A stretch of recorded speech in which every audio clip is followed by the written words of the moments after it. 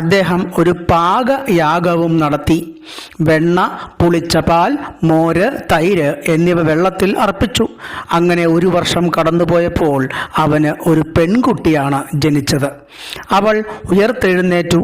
പിന്നീട് അവൾ മിത്രാവരുണന്മാരെ കണ്ടു. ഇതാണ് അതിൻ്റെ അർത്ഥം. 8ാമത്തെ ഭാഗം നോക്കുക. താഹ ഹ ഊചതുഹു ക അസി ഇതി മനോഹോ ദുഹിത ഇതി ആവയോഹോ ബ്രൂഷ്വ ഇതി ന ഇതി ഹ ഉവാച യഹ ഏവ മാം അജീജനത് തസ്യൈവ അഹം അസ്മി ഇതി തസ്യാമപി ത്വം ഈമീഷാദേ ജജ്ഞൗ തദ്വാ ന ജജ്ഞാപതിത്വേവേയായ സ മനും ആജഗാമ. അതിൻ്റെയും അർത്ഥം ഇപ്രകാരമാണ്. അവർ അവളോട്, മിത്രാവരുണന്മാർ അവളോട്, നീ ആരാണ് എന്ന് ചോദിച്ചു. മനുവിൻ്റെ മകൾ. അവൾ മറുപടി പറഞ്ഞു, നീ ഞങ്ങളുടേതാണെന്ന് പറയുക, സമ്മതിക്കുക. പക്ഷേ അവൾ പറഞ്ഞു, ഇല്ല, എന്നെ ജനിപ്പിച്ചവൻ്റെ മകളാണ് ഞാൻ. അവൾ ഉറപ്പിച്ചു പറഞ്ഞു. പക്ഷേ അവളുമായി സംഭോഗം ചെയ്യുവാൻ അവർ മിത്രാവരുണന്മാർ ആഗ്രഹിച്ചു. അവൾ അതിന് സമ്മതിച്ചുവോ സമ്മതിച്ചില്ലയോ എന്നതറിയില്ല.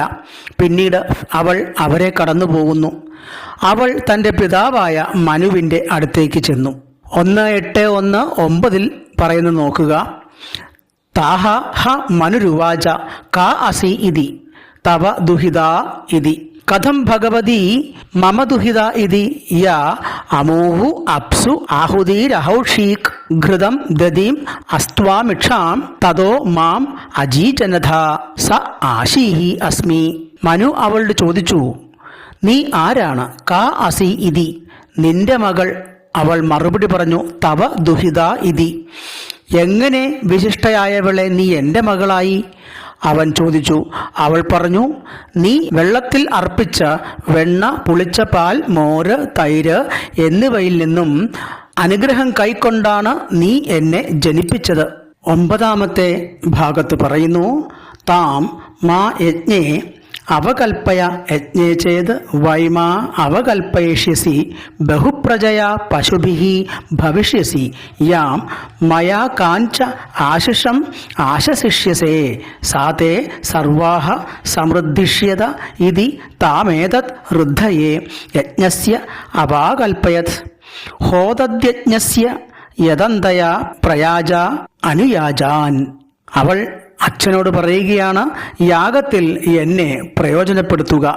സന്താനങ്ങളാലും കന്നുകാലികളാലും നീ സമ്പന്നനായിത്തീരും.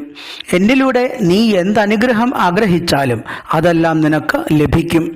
യാഗത്തിൻ്റെ മധ്യത്തിൽ വെച്ച് അവൻ അവളെ ഉപയോഗിച്ചു, അവളുമായി സംഭോഗം ചെയ്തു. ബലിയർപ്പണങ്ങൾക്ക് ശേഷമുള്ള യാഗത്തിൻ്റെ മധ്യഭാഗത്ത് വെച്ചാണ് അവൻ അച്ഛനായ മനു മകളായ ഇടയെ സംഭോഗം ചെയ്തത്. സന്താനങ്ങളെ ലഭിക്കുവാനുള്ള ഉപയോഗം എന്താണെന്ന് നമുക്കറിയാമല്ലോ. മകൾ അച്ഛനോട് തന്നെ പറയുന്നു, പിതാവേ, എന്നോടുകൂടി സംഭോഗം ചെയ്യൂ എന്ന്. 10ാമത്തെ ഭാഗം വീണ്ടും പറയുന്നു, തയാ അർച്ചൻ ശാമ്യം ചചാര പ്രജാകാമഃ തയാ ഇമാ പ്രജാതി പ്രജജ്ഞേ യേയം മനോഹോ പ്രജാതിഃ യാം വേനയാ കാംച ആശിഷം ആശാസ്ത സ അസ്മൈ സർവ സമാർത്ഥ്യത. പെൺമക്കളും തമ്മിലുള്ള സംഭോഗത്തിൻ്റെ ലജ്ജിപ്പിക്കുന്ന കഥകളാണ് സനാതനധർമ്മ സംസ്കാരത്തിൻ്റെ ആദിമ കഥകൾ.